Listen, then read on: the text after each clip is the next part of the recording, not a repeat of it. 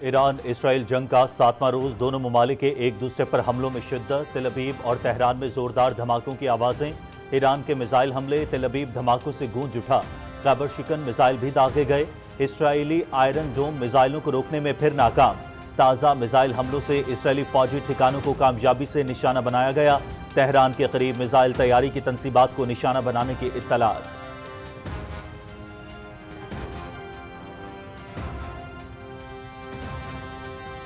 ایران کی مسلح افواج کے نئے چیف آف جنرل اسٹاف کا صہیونی ریاست کے خلاف جلد بڑی کارروائی کا اعلان۔ ایرانی قوم نے کبھی کسی جارحیت کے سامنے سر نہیں جھکایا۔ اب تک ایران نے اپنے دفاع میں کارروائی کی ہے، جلد ہی بڑی تعزیری کارروائی شروع کی جائے گی۔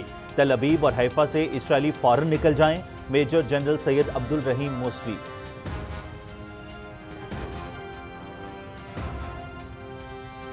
ایران کبھی بھی صہیونیوں کے ساتھ کوئی سمجھوتا نہیں کرے گا۔ اسرائیل کے ساتھ جنگ شروع ہو چکی ہے، ہم صہیونیوں کو کوئی رعایت نہیں دیں گے۔ ایران کے رہبر اعلیٰ آیت اللہ علی خامنئی کا سوشل میڈیا پر پیغام۔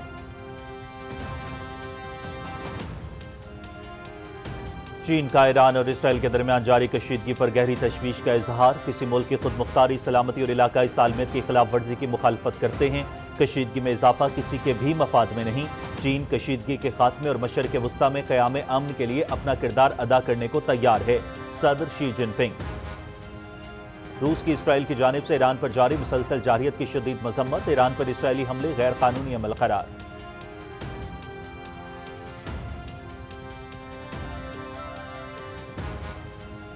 ایرانی حکومت کو گرانے کی کوشش بڑی غلطی ہوگی۔ ایران نے امریکہ کی پیشکش قبول کر لی تو مشرق وسطیٰ میں قیام امن کی راہ ہموار ہو جائے گی۔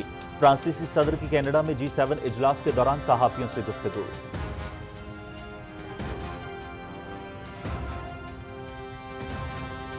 مشرق وسطیٰ میں ایران اسرائیل جنگ، امریکہ نے اپنے شہریوں کے لیے ٹریول ایڈوائزری جاری کر دی۔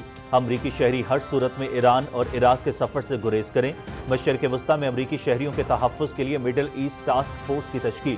ترجمان امریکی محکمہ خارجہ ٹیمی بروس کی ایران اسرائیل تنازع پر میڈیا بریفنگ۔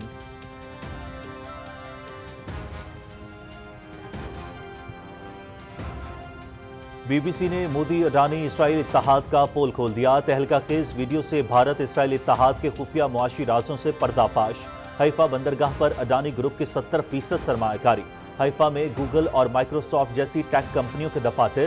را اور موساد کا تعاون مودی دور میں باضابطہ دفاعی اور انٹیلیجنس اتحاد میں تبدیل۔ آپریشن بنیان مرصوص کے دوران یہود و ہنود کے مضبوط گٹھ جوڑ کا منہ بولتا ثبوت۔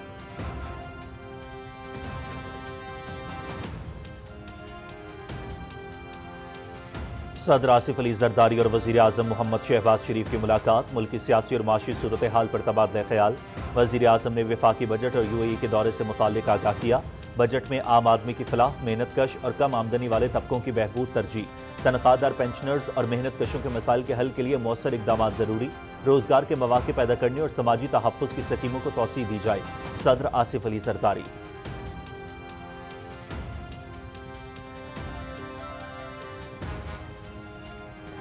صدر آصف علی زرداری کا ایئر ہیڈ کوارٹرز اسلام آباد کا دورہ۔ پاک فضائیہ کے چاق و چوبند دستے کا گارڈ آف آنر۔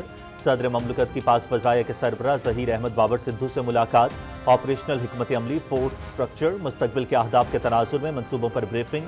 صدر مملکت کا افسروں اور جوانوں کی پیشہ ورانہ مہارت اور جذبے کو خراج تحسین۔ مسلح افواج نے بھارتی جارحیت کا بروقت اور سخت جواب دیا۔ پاک فضائیہ تکنیکی اور تصویراتی میدان میں سب سے آگے رہی۔ صدر مملکت کا پاک فضائیہ کی جنگی تیاریوں پر اطمینان کا اظہار۔ حکومت کی جانب سے پاک فضائیہ کو ہر ممکن تعاون کی یقین دہانی۔ صدر مملکت کا national ISR and integrated air operation centres کا بھی دورہ۔ پاک فضائیہ کی مجموعی آپریشنل صلاحیتوں کے بارے میں بریفنگ دی گئی۔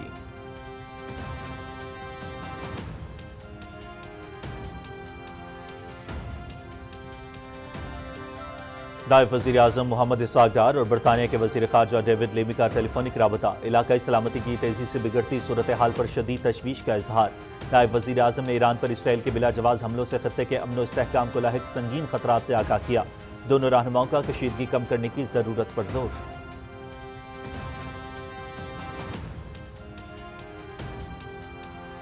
سرمایہ کاری میں حائل رکاوٹوں کو دور کر رہے ہیں، ایک چھت کے نیچے سہولیات فراہم کر رہے ہیں۔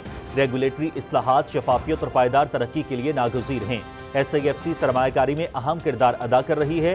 اسلام آباد میں وفاقی وزیر سرمایہ کاری بورڈ کیسر احمد شیخ کا تقریب سے خطاب۔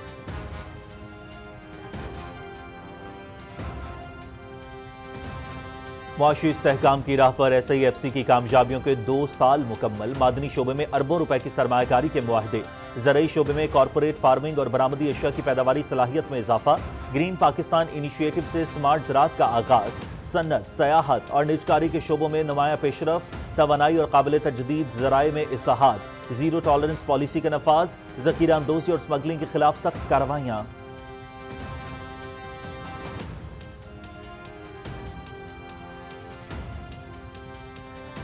آپریشن سندور میں بھارت کی شکست، مودی کی ملٹی الائنس حکمت عملی ناکام، کسی ملک نے بھی بھارت کا ساتھ نہ دیا، چین کی جانب سے پاکستان کی کھل کر حمایت، ٹرمپ کی مداخلت نے بھارتی میڈیا کے بیانیے کو خاک میں ملا دیا، مسئلہ کشمیر کو عالمی فورم پر تقویت ملی، مودی کی سفارتی نااہلی کے نتیجے میں بھارت عالمی سطح پر تنہا، دی وائر کی رپورٹ۔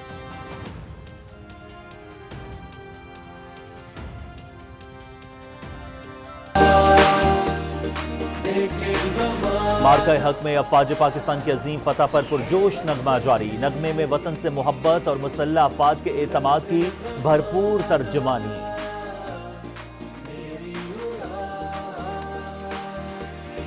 شاہین میں جس کا فضا ہے ٹھکانہ،